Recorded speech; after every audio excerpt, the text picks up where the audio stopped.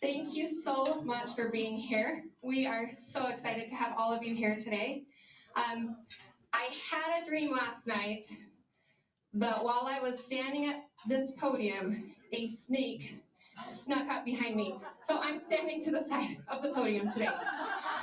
Okay, so I'm going to try to run through our announcements as quickly as possible because we have some very special guests today, and I am so excited they're here.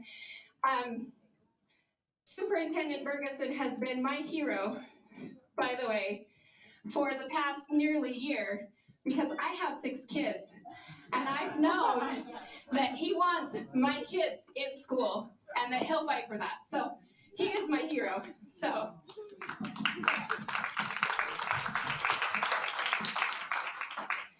Now, I want to, in addition to welcoming all of you who are here with us live, we also have some friends who are watching on Facebook and YouTube. And I especially wanted to let you know that our Utah Federation of Republican Women President, Lorene Cox, is watching on Facebook and wishes she could be here, as well as County Commissioner Dean Cox. He's also watching and wishes he could be here. We have some special guests with us today. Let's see if I can remember. We have Commissioner Gil Almquist and Mayor Michelle Randall. Let's see, other County Attorney Eric Clark. And is that all of my electeds? Yes? Okay, so we're glad that they're all here today. We also have the privilege of having Adam Snow from Congressman Stewart's office with us today. And we're going to give him just a minute or two to give us a little update from Congressman Stewart as we get started. Okay, so real fast, I was just texting Congressman Stewart and said, hey, I'm here with the Republican women. What would you like me to say? And he said, in 1 minute. And so he said, you know, the biggest thing he's most excited about right now, one, we hate the Pelosi payoff, the $1.9 trillion bill. We will do anything we can do to stop it, but being in the minority, it's pretty hard to do that. But based on that same thing, he has introduced a bill that sets the budget. This is something he ran on originally, and he's just not been able to. We haven't fixed it yet under Republican or Democrat, and so this is him trying to fix the debt. And it's the budget balance bill that establishes a debt limit glide path that restores the national debt to GDP ratio over the next 30 years and cuts it by 50% by 2050 or 2050. I mean, so we're trying to. It's a different strategy and hope to get more support on that. And it actually seems like we may be able to do some more. We're getting more traction, bipartisan traction in the House right now. So that's. One of the things among the billion that we're working on that he wanted me to tell you. So.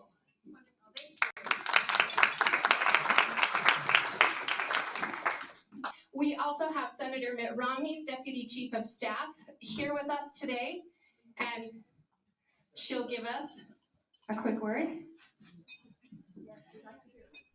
Just be quick. So I'm Kelsey Berg. I'm the Deputy Chief of Staff. Normally I'll have Scott Albrecht join you, and I was glad to come down to Utah's Dixie today, get some sun. Up in Heber, we don't get much sun these days. Hopefully soon. But to jump onto what Adam said, so we can't stop it in the Senate either, but we can't make it difficult. So Senator Ron Johnson has made it so that the clerk is going to read all 1,000 pages of the $1.9 billion bill. And so as part of that, you have to take shifts so that there's always someone on the floor so the Democrats can't come in and stop that. So it'll be about 20 hours, we expect.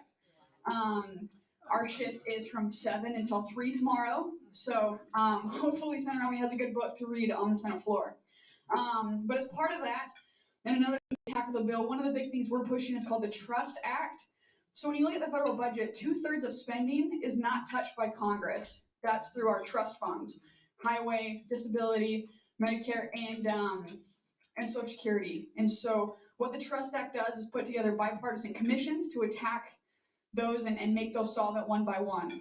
It's a good bipartisan bill. We've got Senator Joe Manchin on it, and hopefully that's something we can get through to actually help attack that portion as we work on solving the portion that Congress overspends on. So there's our quick update.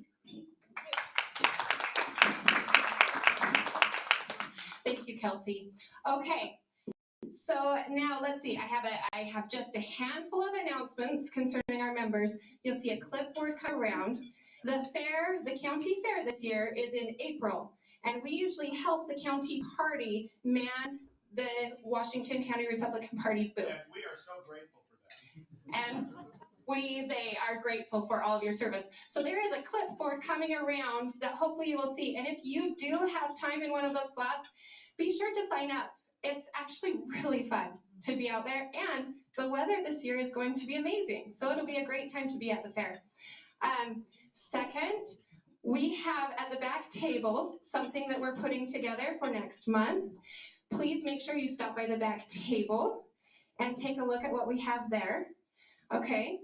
And finally, we've been collecting donations for the Children's Justice Center. We're doing that all year this year.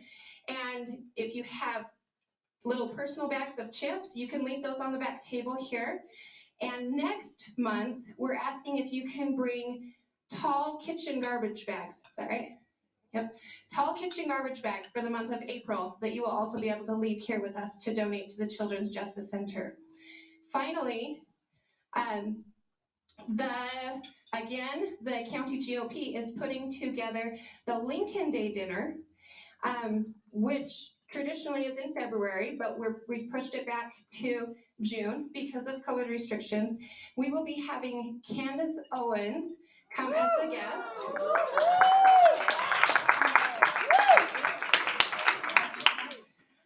So if you would like to get an individual ticket, that will be $75 for that. It's the 19th of June. $75 for an individual ticket, which I hear is a steal to secure Candace Owens. If you would like to join the Republican women at a table, that will end up coming out to be $94, and that will include a private reception with Candace Owens before the dinner. And LaStar, yep, right here. If you would like to be included in that Republican women table, see LaStar or email us, and we'll make sure and get your name down for that. Okay. And let's see. Gotta check my list here. Kristen, Yes. we are opening up to Republicans probably on Monday for that Lincoln breakfast. There'll be about 10 days that they get just private access to getting tickets. After that, it's open to everyone. So if you want a ticket, I'd get it now. Okay. So make sure you look into that right away. Okay. Now, let's see. That's all of my announcements. So I have a really special opportunity today to introduce a special member who is going to share our Americanism and Pledge today. It is our new mayor, Michelle Randall, who is now the third mayor of St. George and is the first woman mayor in, I want to say, 159 years of the city. So we are incredibly excited to welcome Michelle today.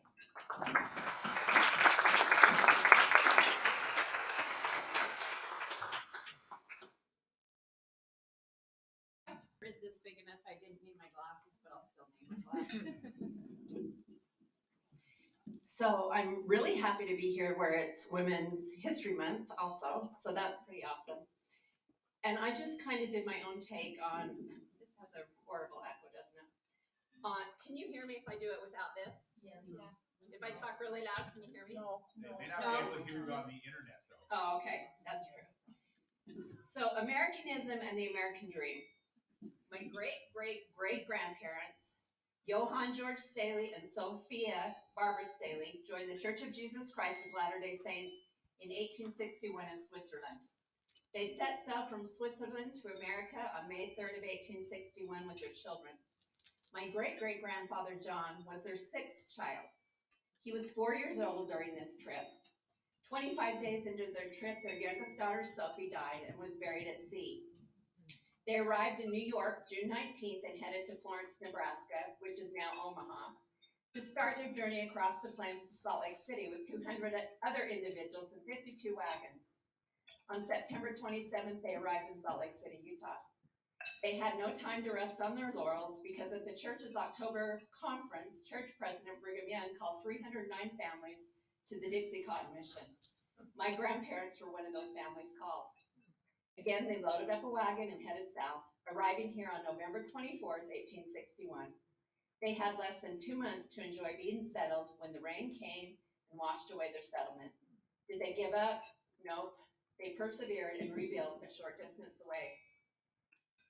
My grandfather became ill with mountain fever, typhoid, and was very ill for 6 weeks, leaving my grandmother with a heavy burden to bear. Once he recovered, my grandmother came down with the same illness and died.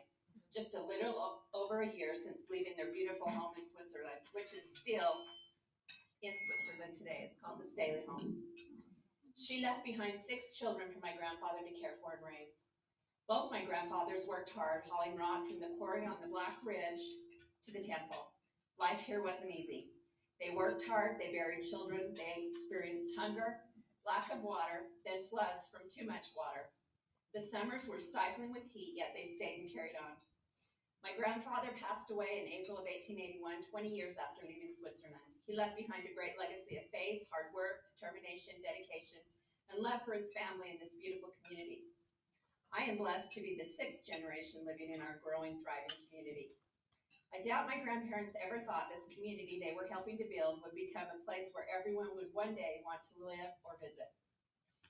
I also doubt they ever thought that one day their great-great-great-granddaughter would become the first female mayor of St. George, 160 years later.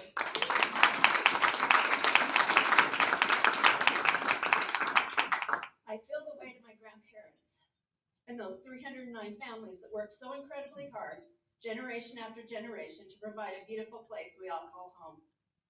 I will still work as hard, although it won't be cooking over a wood-burning stove or hauling rock from a temple quarry, for the 8th generation of my family, my grandkids, and for you and your families to leave a beautiful, clean, safe, kind, amazing city for future generations to love. From Switzerland to live the American dream with those of their faith, to the first female mayor, anything is possible in America. Yeah.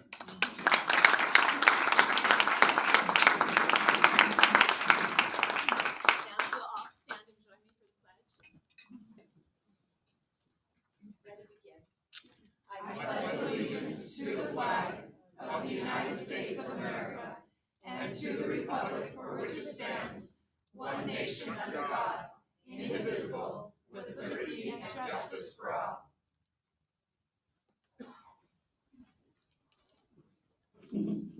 Thank you so much, Mayor.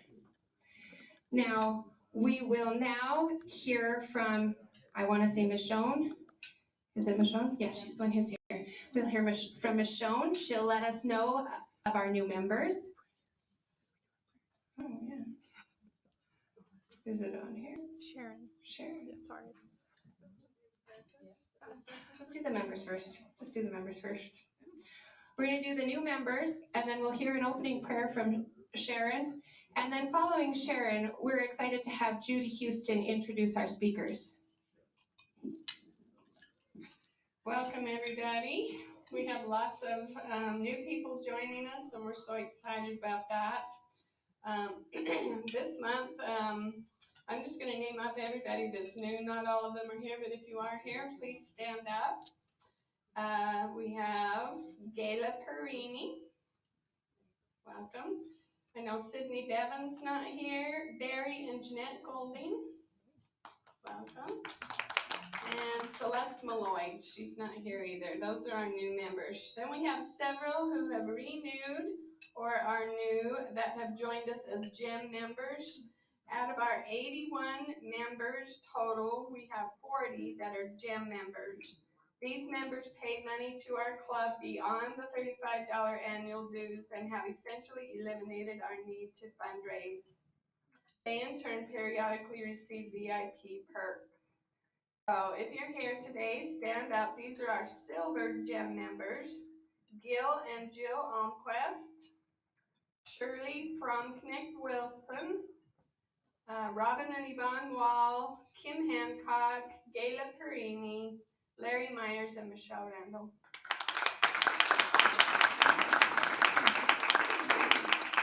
And then our gold members for this month, I don't think either one of them are here, Betty Ariel and Dolores Osborne. So the National Federation of Republican Women's theme is each one bring one. And we love it when people bring guests to our meetings. So if you brought a guest today, raise your hand and we'd like you to introduce your guest. Yes. I brought my mom. Yes. She and my dad retired a year ago, and then 2 days later, her dad passed away, and 3 weeks later, my dad's mom passed away. And 2 days after that funeral, COVID hit, and for a year, I've been saying, you can't come quite yet. Now she's here. There you go. We are glad to have you. Thank you. Who else is our guest today? Eric. I've got Morgan Drake from she's an attorney with the Water District, and I figured she can get some information to hold over her boss's head. There you go. Good plan. Welcome. Anybody else that has a guest with them today? Yes. Jerry Sharp. He's visiting from Colorado. He's sergeant in Colorado State Patrol. Welcome. Hey. Yes. So I invited myself today and brought a guest who's in the restroom. Oh. For telling you guys that. Facebook works. I found this event on the Facebook. Oh, yay. Good to know. Out on the calendar, there are some applications. If you're interested afterwards in joining our club, you can fill out an application and just leave it there on the counter if you're interested in joining us afterwards. Okay, any other guests? All right, thank you. I think that's it.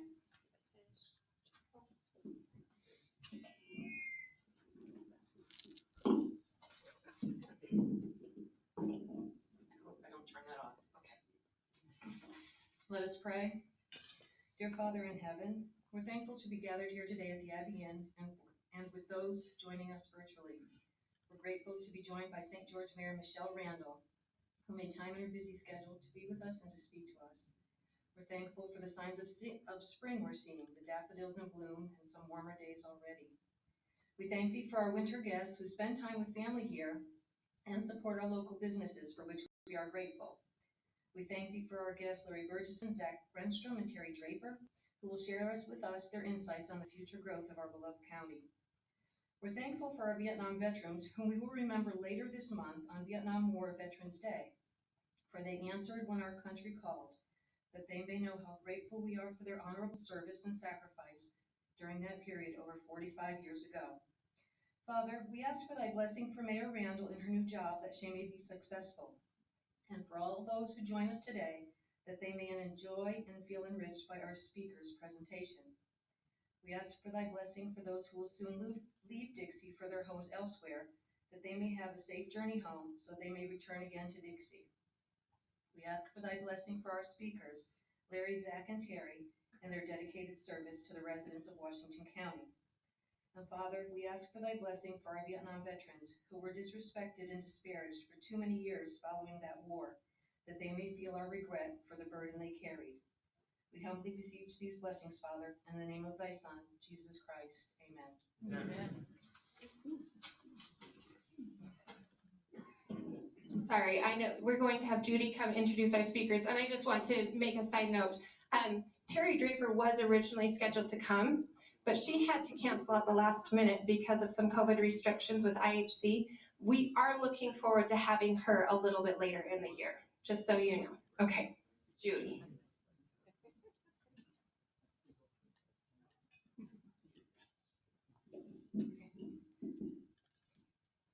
I'm also staying away from the equipment here.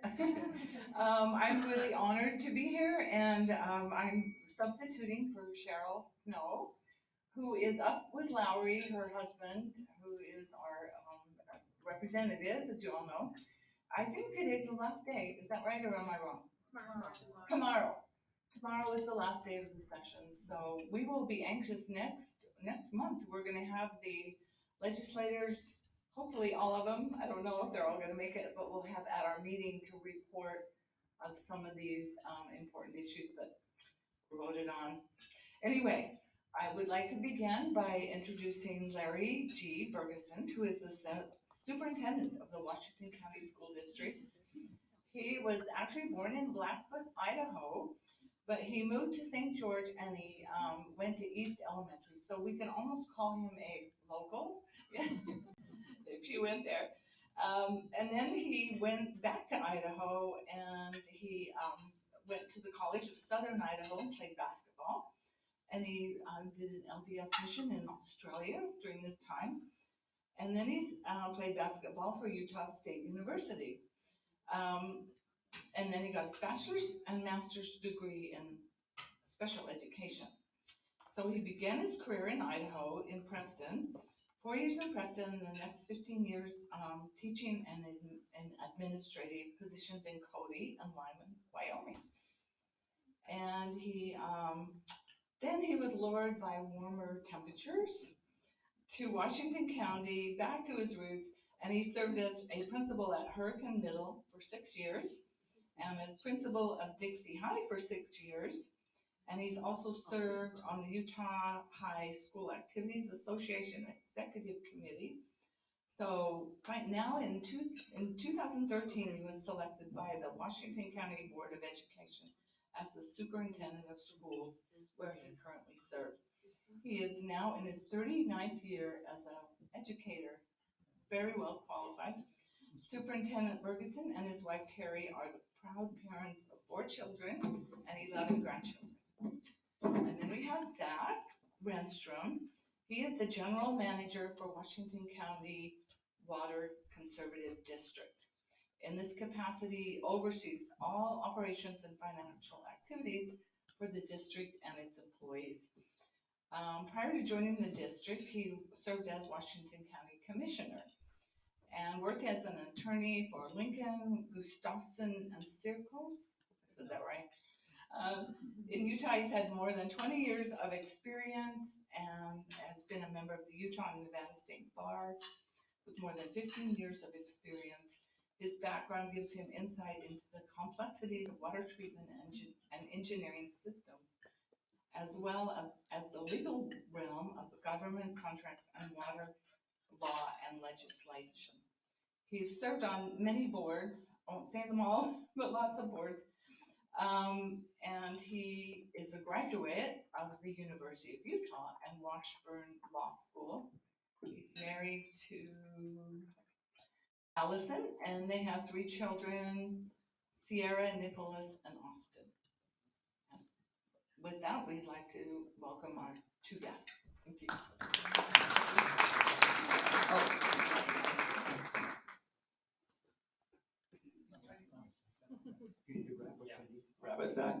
It's good to be here with Zach. Good to be here with you, Larry Bergeson, Superintendent of Washington County School District. And I have been at it a few years. Next year's 4 decades. So it's been a long time. Started in Napoleon Dynamite's high school. Maybe you can relate to that. Your kids definitely can. In that wonderful movie. But in Preston, Idaho, that's where I started back in '82. I have with me Richard Holmes. I just want to introduce him. Richard, maybe Richard, thank you.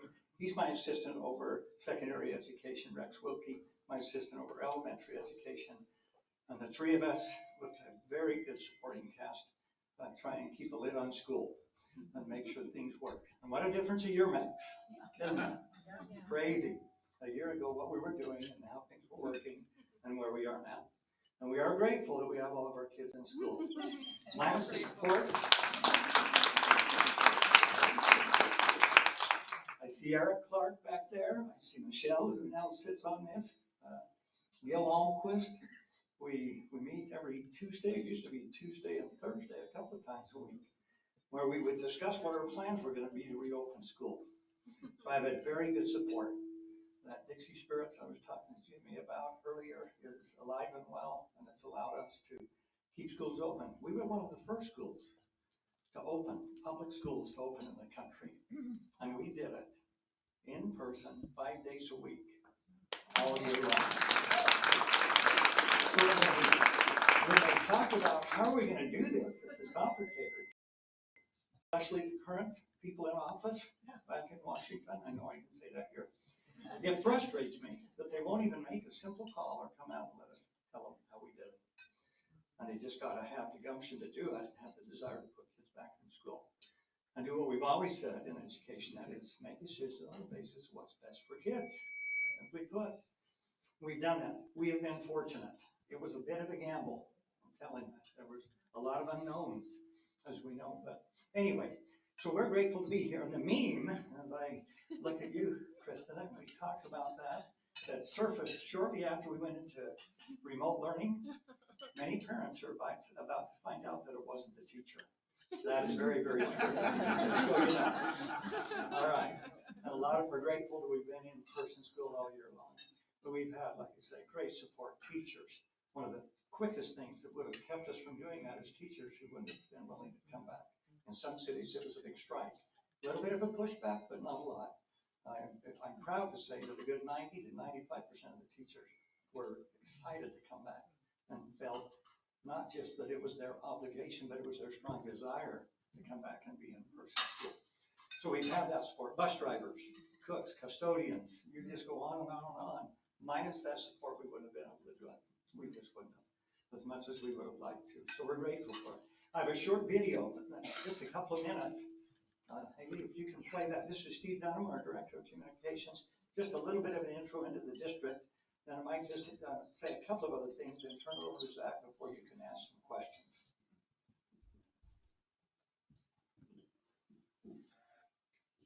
We're excited to share with you some of our pending projects for the children in Washington County.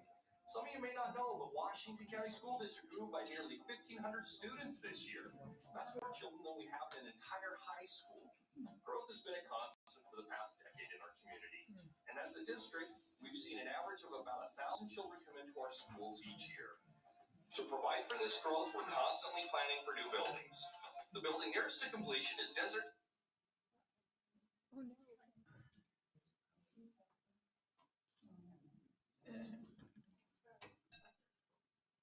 Canyon Elementary.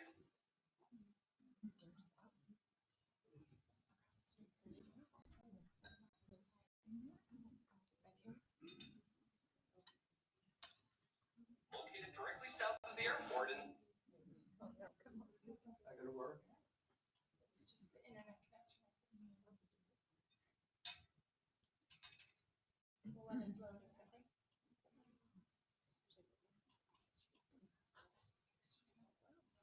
It's working, it's just loading a little bit, catching up. Sorry. We'll give it a that won't keep buffering. Okay.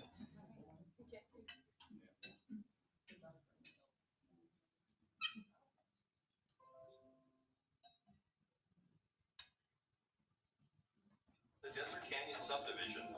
This new elementary school will open with between 400 and 450 students, but is designed to hold approximately 600 students at peak efficiency in grades kindergarten through 5th. All of our schools are designed to be built with the ability to expand or contract based upon the growth in a specific area. The next project we're working on is a new career and technical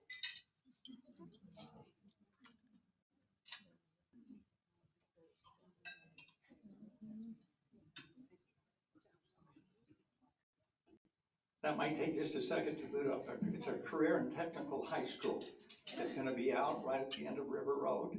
As you go out there, just off the opposite the side of the Southbury and subdivisions, there before you hit the Southern Parkway. You've seen it. We drove around. We've got it's being leveled. It sits up kind of on the ridge and it'll overlook the land bank, 110 acres of Dixie State Universities. So that's where it's going to be located.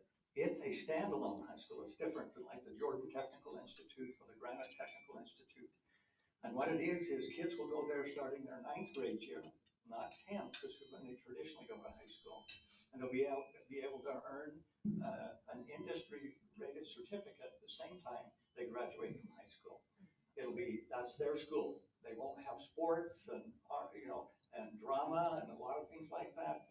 To participate in those things, they'll go back to their Boundary High School. But it'll feed directly into Dixie Technical College on the Hill, as well as Dixie State University, depending on their chosen pathway as they go into that high school. Very, very excited to have that. It'll open phase 1 in fall. We were hoping 22. COVID has delayed lots of things. It's going to push us to 23. But fall of 23, it'll open. Phase 1, about 800 students, Richard, roughly. And then phase 2, it'll eventually be one of our biggest, if not our biggest, high schools. So that's what he was just referencing there. Okay, want me to keep going? He's having a hard time buffing those things. So that's just a little bit. Our next 2 buildings are Desert Canyon Elementary that you saw just before the explanation about Career Tech High School, and then Career Tech High School. South Mesa Elementary opened this past school year, the school year that we're currently in. We don't have any other plans for immediate school builds, but growth dictates that about every other year we're building a new elementary. We continue to look for new ground for our next high school, middle school. We already have some ground out in the Dixie Springs area, but we'll have to wait and see what growth does over on that side. And but the airport area growth from Desert Color, Desert Canyon, and then the fields dictates that it may, even though we put Crimson Cliffs High School pretty close there, it may be that it's out towards the airport more. We'll have to see what happens. We purposely keep all of our schools about for the elementaries around that 600, 650 range, although because of growth and before we get in schools, we've got as high as 800. And then in our secondary schools, and we have 4 tiers, unique. This is what I mean by 4 tiers, and it's good. Most parents will say, yes. I don't like 6th graders in elementary. I don't like 7th graders with 9th graders. And I really don't like, because I've done that over these 40 years, 9th graders with high schoolers. Not a good combination. That's like the gatekeeper and the keymaster on Ghostbusters. You don't want to go there. Been there, done that. So anyway, that's what we do. We have K5 is the elementary. 6th and 7th is the intermediate. 8th and 9th is the middle school. And then 10 through 12 is high school. Nebo is just going back to it. I believe that's where we got the idea back in the day. And they've realized there's a lot of pressure from parents and other things. We don't want all those combinations that I just explained to you. A little more expensive. We use tilt-up construction, which saves about 20 to 25% on the average cost of the building. When you're talking millions of dollars, it's a big savings.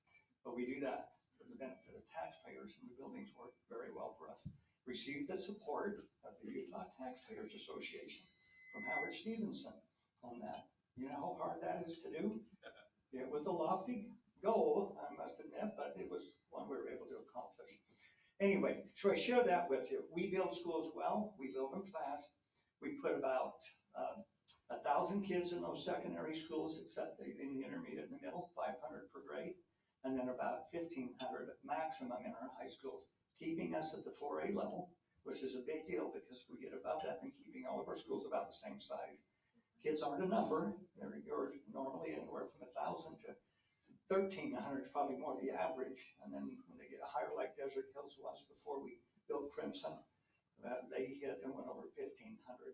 It's just a lot of kids. That way we control our region, counting the 2 Cedar schools, Cedar and Canyon View. And it keeps us competing with a lot less travel and a lot less expense that way. So all of our schools are 4A schools right now. Is how those work. When I say the major, the 6, that's not counting Water Canyon High School, which is a 1A school, and Enterprise, which is a 2A school. And all of Washington County is in Washington County School District. Some people find that confusing, but that's what it is. We are 5th largest. When I became superintendent 8 years ago, we were number 8. But we've gone past Salt Lake School District, Weber, Nebo, and Canyons. The only ones bigger are the 4 big boys, which is Granite, Davis, Jordan, and Miss Alpine. And we won't catch them, at least not while I'm here. We won't on that. We get a growth like that and we're in trouble. But they're, 60,000 to 80,000 students in those school districts. But that just gives you a little bit of an idea about our school district. I'm sorry we're able to watch that. It just kind of summarizes a little bit more about the school in just a minute. Is it going to play? We're excited to share with you some of our pending. We'll see if it does, and then I'm going to let Zach jump up after. All of our schools are designed to build with the ability to expand or contract based upon the growth in a specific area. The next project we're working on is a new career and technical education building and new athletic fields in the Hilldale, Utah area. It was just 6 years ago that we were invited back into the Hilldale community to open a school for the children there. Since that time, students have flocked back to both Water Canyon Elementary and Water Canyon High School. Through our surveys with the students and their parents, the Board of Education decided to build this new CTE facility to provide trade and technical education to these students, as well as provide a more robust athletic program. Future students will have the opportunity to participate in baseball, softball, and football, along with advanced certifications in welding, construction, and automotive technology. Finally, we just broke ground on a new career and technical high school. This facility will offer children the opportunity to get advanced education in specific fields prior to graduation. They'll then graduate with both a high school diploma and a certificate in a field, providing them with the potential to earn a living wage as they choose to further their education or go directly into the workforce. Coding, computer technology, programming, along with advanced construction and health industry certifications will be offered. We're even looking forward to opportunities in aerospace for our students. Well, that's WCSD in a nutshell, setting the standard for education in Utah.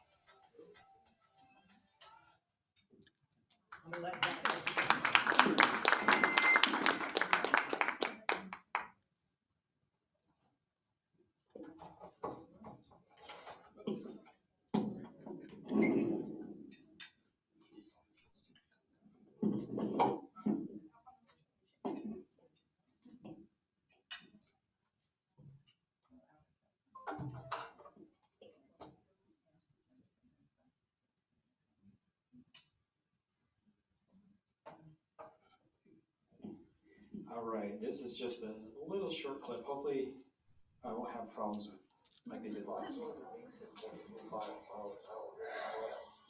Forecast, plenty of sunshine for today with seasonal temperatures. These are normal highs, so these clear skies tonight with a low near 70. Cloudy and continuous wind chill tonight with a low near 7.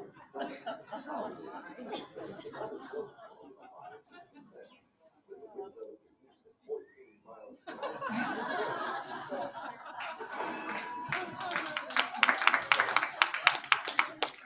So it's a fun little clip I like to show because water is something we have such a strong connection with, and it's interesting when you look at landscape photos. You see a lot of pictures of water. We vacation around water. We seek water out, but then we go around and we do our worst business in water and flush it down the toilet. But and there's nothing we can replace that with. So I got the exciting job of making sure that never happens here in this county. But first of all, it's great to be back here. I haven't been back. My job takes me away from the political world, but it's wonderful to be back among friends. I got a funny story about the Goldings. I came home to my wife and I says, I got this really stupid idea. And she says, well, what is it? And I was like, I think I'm going to run for county commissioner. So my wife didn't even know what that was. And Jeanette did my wife's hair. And so as Jeanette's doing my wife's hair, my wife says, Zach's got this really stupid idea to run for county commissioner. And Barry Golding was actually like, that's a good idea. And he is the one that changed my wife's mind on me, supporting me in running for county commissioner. So I really owe it a lot to them. And in regards to Morgan getting dirt, she's my attorney. So I have attorney-client privilege with her, so she can't say anything. So, all right, let's get this going. Okay. Coming up, yeah. Perfect. All right. So I kind of focus a little bit on growth. This is our historical growth here in Washington County. And pretty much things just puttered along a while until the 70s. And two things happened. I-15 was built, and at this time it became economically feasible to put air conditioning in a residential home. So they had air conditioning before that, but we didn't have it in personal homes. And that's what's happened since we've gotten here. And this is what we're looking at in the future. So University of Utah does these numbers, and they're estimating up to 500,000 people in this county. So right now we're about 200,000, and we're expected to get up there. What's interesting about their numbers is they came out with that number in 2018, and our numbers, and they give me a high and a low, and we're already exceeding their highest expectations. So those growth patterns are actually higher than we thought. And that doesn't account for our large secondary population. And then our 6 million visitors come. And so all this adds to our growth that's going on here and what we need to do for that. If you add our secondary homes, we will actually get up to more around 650,000 people. And so that's how much as people that are planning for utilities and everything comes on is what we're planning for. But there's a direct connection to growth and money. And in our last year, and I think it has a lot to do with how the state of Utah has responded to the pandemic and everything, and not just shutting down. The economy of Washington County grew substantially. The state of Utah, we actually grew substantially. Our taxable retail sales actually went up 25%. That's one of the highest in the country. And so to me, it shows that if you have good leaders in place that actually follow scientific evidence and not just pander to a certain group, that you actually can do a lot as a community even during tough times. So with our water supply, I guess this went out. Oh, it's fine. I'll talk loud. With our water supply, we only have one source here, and it's the Virgin River. We have done amazing things to squeeze every drop of water out of that. But when I look at those population growths and how I'm going to respond to that, you know, it keeps me up at night. I think about it a lot. But we do have a plan. And so one thing that we talk about is, as a licensed civil engineer, we'll talk about projects. And so if we're talking about a building, we'll plan out 5 years. For roads, it's 10 years. But for water projects, if I want to start a water project today and get that built, I'm looking at, we won't even start construction for another 25 years. And so the delay on that is we have to plan so far ahead, and that's what we're doing on a lot of that. So this is how we're planning to supply the water to all those people, and a lot of it is depending on the Lake Powell pipeline. We're counting on that. We're working hard on that. That's a whole other subject, but that's how we're continuing to do that. But we should also celebrate what we've done. In our county, we have been the best in conservation. We reduced our water use by 30%. We've exceeded every other county in the state of water conservation. We were the first county to meet the governor's goals. And even with that, we're still seeing a lot of really good conservation that's going on. And this is just a small list of some of the activities that we do to encourage people. What we found and what we do is we do an education and just like rebates and encouraging it. Certain areas, like California's example, they came in with a really hard hammer. They literally have cops, and they call them water cops. They drive around and they issue citations. And these water cops are carrying guns and they're very active. But here in Utah, it's interesting to me, we just educate the people and they respond. We don't have a government heavy hand. We just simply educate, and our people love the environment and they care about their community, and they respond without that strong government hand. And you can kind of see some of the landscapings that we're seeing. Before, this would have been grass, and now we're having these great yards going in. You know, we're looking at, to respond to that, we're looking at about $1.6 to $1.7 billion that need to be spent in the next 20 years in our county to respond to all that water. And part of it is these projects are very expensive. So the project that we're hoping to get online really soon is Ash Creek. It's, as you go up, Anderson Junction's right there, and we're planning to building a small little reservoir there. And the price tag of that is $60 million. And it's because, well, it just takes a lot of money to make these projects go. But with our current financing, we can handle all this and go on. Traditionally, the federal government paid for all the large federal projects in the West. So if you go up north, and let's say you go up to Pineview Reservoir or Jordanelle, the federal government just paid for all that. The federal government is not paying for all those now, and I actually think that's a good thing. And so the state of Utah has really stepped up and has figured out funding and funding mechanisms to make sure this is done. And so I think it's really another good example of our leadership here in Utah and how we respond to things, is that we're saying, listen, we'll take care of our own problems. We won't go to you guys because we can take care of it. And that's what we're planning to do. So that $1.6 billion is a big price tag, but we do have a plan to come up with that right within the state of Utah. The Lake Powell pipeline, of course, is where we're looking at a lot of this stuff. It pretty much just starts right there, right at the dam, and then drops down into Arizona around the Kaibab tribe, and right here, and it ends it in Sand Hollow. This is where we're at. There was one of the problems, one of the big things is these environmental impact studies take millions and millions and millions of dollars and years and years and years of time. And that's where we're at. So we submitted the original EIS out there. We got a lot of comments back. The federal government came back and said, listen, you got so many comments, you need to go do it again. And so we're in the process. Hopefully we'll come out with a supplemental one in about a year. And the reason why the Lake Powell pipeline is when we see that growth numbers with the Virgin River, we pretty much squeeze that to the point where we can't get any more water out of it. But if you look at the Western United States and you say, okay, what is the most reliable water source in the Western United States? And it's the Colorado River. And the fact that you have already an existing large infrastructure, the Glen Canyon Dam, and we can tap into that and use that resource already there, it makes sense to go out there. I could do a 4-hour seminar on the Colorado River, but pretty much the Colorado River, a lot of the other basin states have abused it, in my opinion. They've used more water than they were entitled to for years and years and years and years. And now they're just barely getting to the point where they're just taking their right allotment.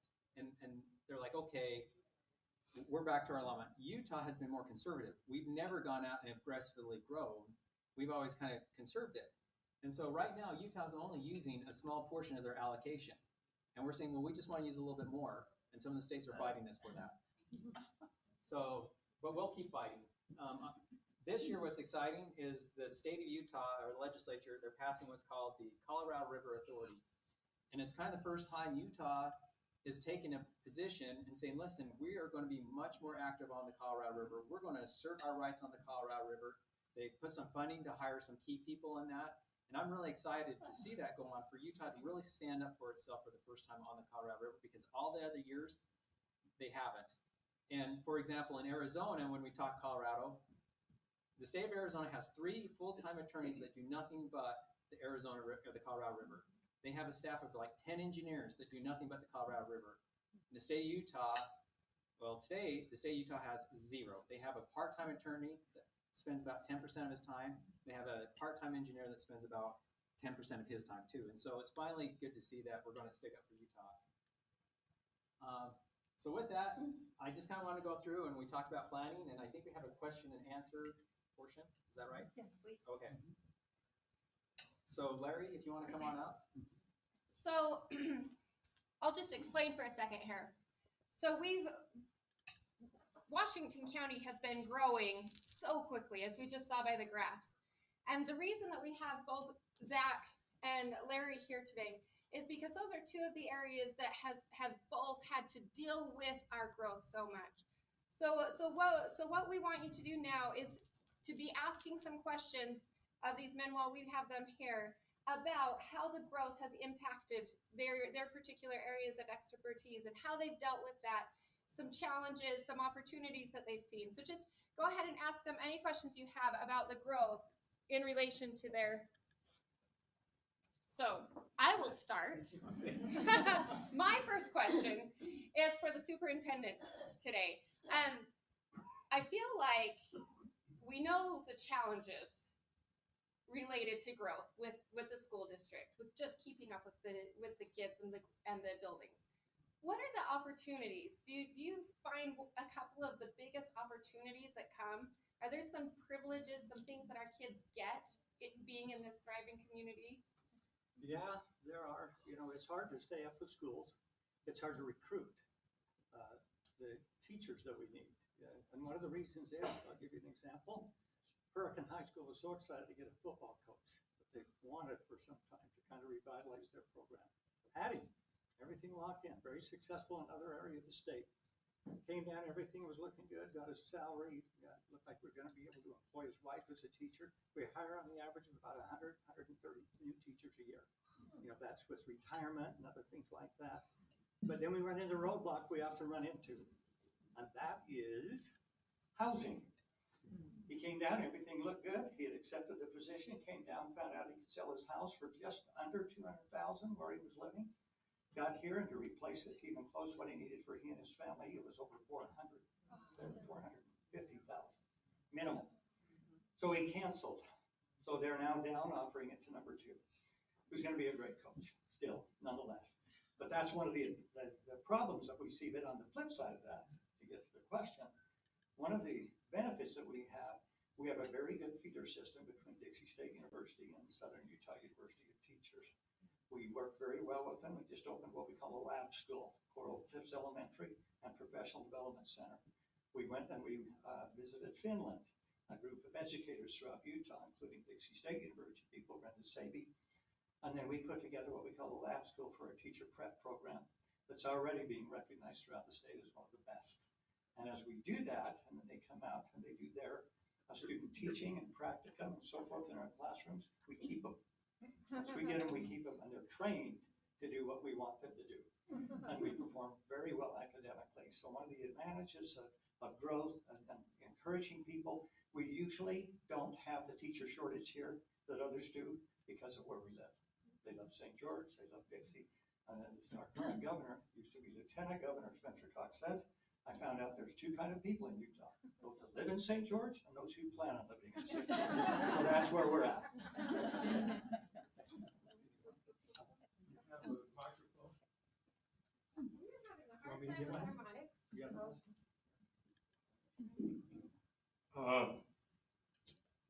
I moved here in 2004 from California.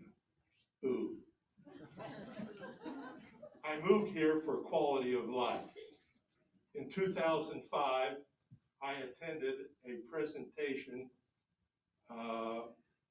by Ron Thompson, in which he said that we have enough water to support a population of 260,000 people. My first question, I have another question. My first question is, how much water does the county have to support a population? Is that 260,000 the right number? I'm not talking about the Lake Powell pipeline. What is the amount of water you can support today and in the future? So it's a variable, and let me explain that. So I think 260, So I think 260 is probably a fairly good number with conservation. So since our citizens have done such a great job using less water, that extends that number out a little bit farther.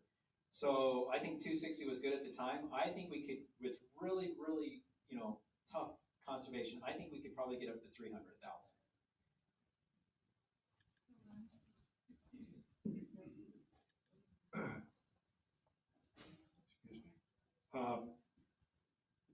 The thing that I have heard is that the drought has affected the Colorado River, and that Lake Powell has been down as much as below 50% capacity. There are those who claim that with the continued drought and brought on by climate change, that it brings into question the so-called Lake Powell pipeline. 6 of the states, the upper and the lower states, are now arguing about that and their allocation. And so in 2005, Ron Thompson said the pipeline would be built by 2020, I believe.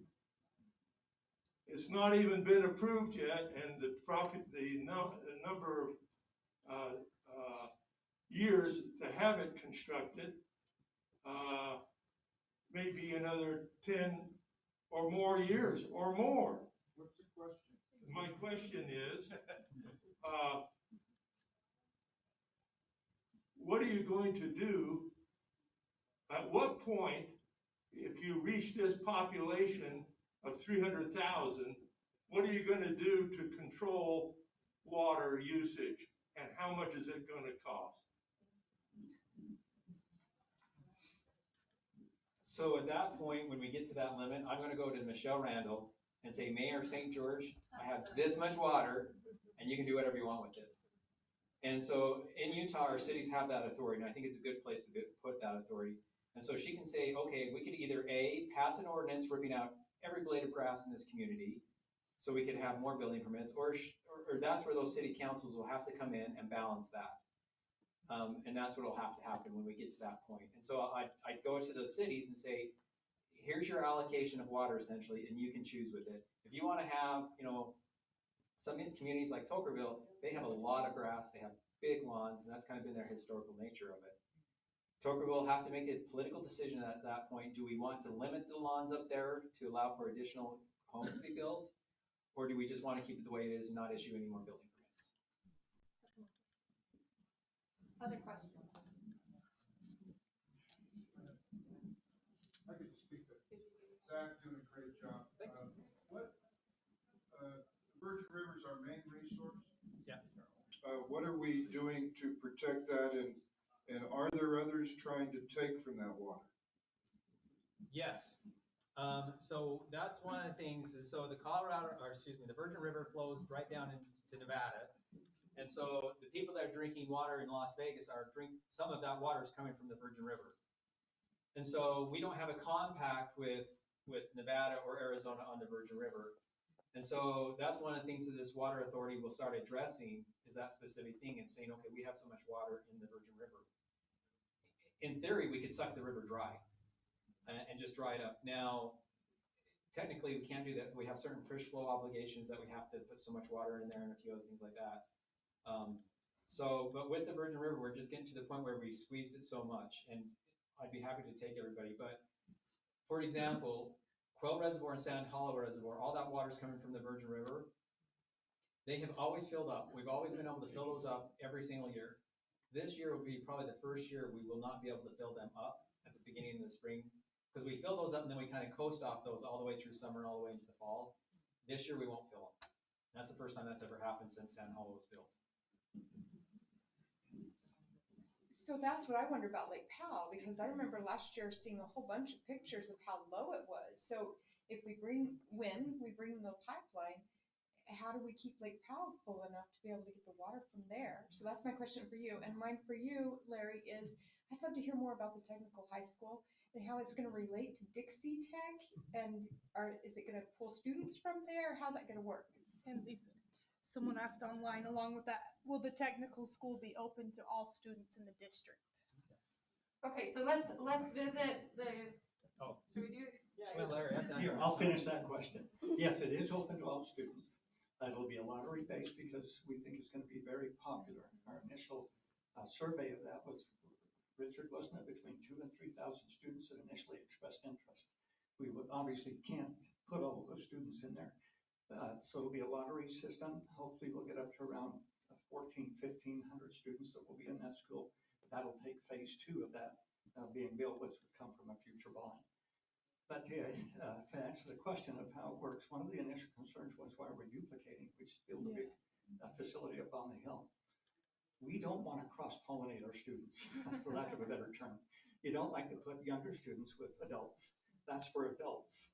So we start them, but we have to separate them quite a bit from those programs and classes up there as it is. So we can't start them as young as the 9th grade, which we start losing kids. We have about a 90%, we've been a little higher at times, graduation rate. So if you take, on the average, we're a little over 2,000 seniors that we graduate a year. If we're losing 10% of those, you lose a couple of hundred. You see my concern? You could fill that school almost with those students that we're losing because they don't see the connection. They don't see the relevancy. So it's a real key for us to start them early, 9th grade, 1 year earlier than we would normally start them. Get them in a pipeline.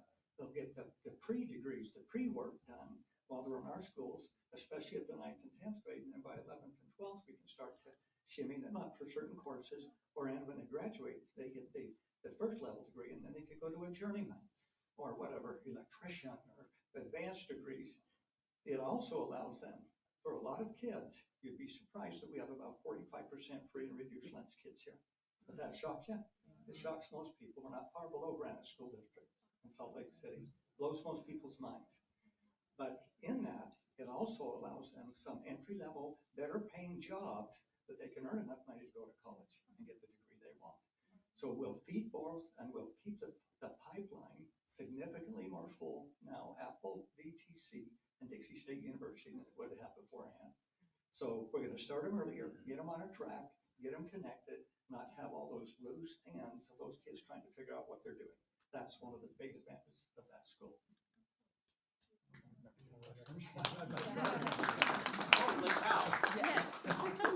Yeah, so if we would have just followed the original compact, the 1922 compact that was agreed with all the states, Lake Powell would be completely filled. And so we've actually given substantially more water to the lower basin states than they're even entitled to. And so that's my answer to that, is if we just go back to what was originally agreed to, we'd be fine. So we actually have to go fight for that water. Yeah, and I will say, so California has been the worst abuser, and they, part of it is that they, sorry, I didn't mean to rip on you, man. The water's just flowing there, and so part of the compact says, yeah, if the upper basin states don't use it, you can use it. And so they kind of got, drunk off that extra water. Yeah. I will say California has reduced, they now have come back to their compact level, and so they're improving. I don't want to be too negative because they're improving, but they're still not there in my opinion. And so if we can get them to where they should be, then, or where they should have been, then Lake Powell would be full right now. So. Okay. Thank you so much. Jimmy, you've got time for a quick question. Last one. Is your question quick? So real quick, and really this would go to both of you, with the new administration and a very differing attitude towards the environment, water, and Western states, and on local control of education, how is that affecting what you guys do? It's going to cost you millions of dollars, Jimmy. I have no doubt. I'll use a prime example. So we went through the entire environmental review process for the Ash Creek Reservoir. We got like 2 comments on it. Like it is a brain dead project. How like no one even commented on it. So we thought for sure it's going to fly through. One of the first actions of the Biden administration is they stopped it. And so now what's going to happen is they're reviewing it, which means they're going to come back and more money will be spent. So that's what it is. Time and money. Yeah. It has nothing to do with the science, by the way. Of course. This leads into just one final thing I'd like to say, and it kind of answers that question. We always love local control. Our current representatives that we have from Lowry Snow, from Brad Lass, from Don Gibson, Walt Brooks, Travis, Evan Vickers, they treat us well. I text them constantly. They text me constantly. What about this bill? How does it affect you guys? We receive very, very good input. We always love local control, guaranteeing you. We never want to lose that. We have locally elected school board. They make very wise decisions. We work very closely from county commissioners, mayors. We meet regularly. It's good to see you 2 in person, by the way, instead of over Zoom, which we always do. The other thing I would say on this is that we are reaching a point, we're extremely close. We might do it before I leave my position here in a few years. After 40 years, somebody else is give this baton to somebody else. Maybe this guy sitting to my left is a great man, by the way. This is what we're very close to. We have AAA bond rating, one of 6 school districts throughout the state to have that out of 41. Significant. There's a lot of reasons for that. A lot of it goes with the area. A lot of it goes with like good financial oversight from a very good school board who is supportive of what we do. We reach that point. We're within a couple of years, we might have one more bond that we have to go out to the public and get permission. You know how hard bonds are to pass? They're not passing hardly anywhere. Our last one was 5149. We think within a handful of years we'll reach the point. Yes, it goes from a voted to a board levy. But as the fingers of bonds expire from previous bonds, we won't have to raise the tax base or the tax rate. So people's taxes won't go up, but we won't have to bond it. We can still build schools, even at the rate that we're building now. That's great.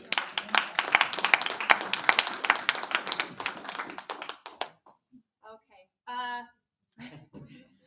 To make sure we have more batteries next month. Well, thank you so much to everyone for attending, and we are so grateful to both Zach and Superintendent Bergeson for being here. We have been really privileged to hear from them today. So let's give them one more hand.